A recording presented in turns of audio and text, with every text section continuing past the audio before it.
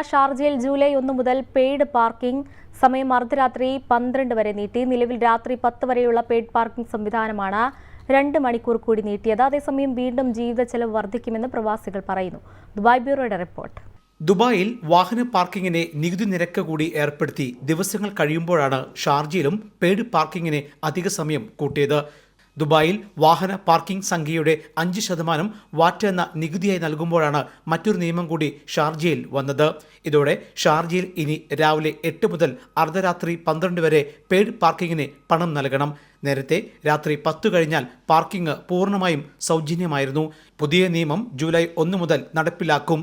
Sharjah നഗരത്തിനു പുറമെ Kalba, Khor Fakkan, അൽ ദെയ്ദ് എന്നിവിടങ്ങളിലും ഇത് ബാധകമാണെന്ന് ഷാർജ മുനിസിപ്പാലിറ്റിയിലെ പബ്ലിക് പാർക്കിംഗ് വകുപ്പ് അറിയിച്ചു.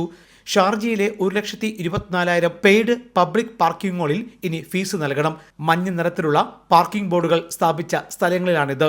ഇവിടെ അവധി ദിവസങ്ങളിലും വെള്ളിയാഴ്ചകളിലും പാർക്കിംഗ് സൗജന്യമായി തുടരും. എന്നാൽ നീല നിറത്തിലുള്ള ബോർഡ് സ്ഥാപിച്ച മേഖലകളിൽ ആഴ്ചയിൽ എല്ലാ ദിവസവും പാർക്കിങ്ങിന് പണം നൽകണം. അവധി ദിനങ്ങളിൽ പോലും ഇവിടെ പാർക്കിംഗ് സൗജന്യമല്ല. അതേസമയം വൈകിട്ട് ജോലി കഴിഞ്ഞ് മടങ്ങിയെത്തി റോഡുകളിൽ വാഹനം പാർക്ക് ചെയ്യുന്ന പ്രവാസികൾക്ക് ജീവിത ചെലവിനിടെ ഇനി അധിക പണം കൂടി കണ്ടെത്തണം. Jai Hind news, Sharjah. One anchor every week, 20 years, 1,000 episodes on one TV channel.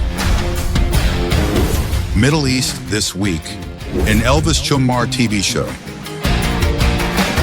Exclusively on Jai Hind TV. Stay tuned for the 1000 countdown.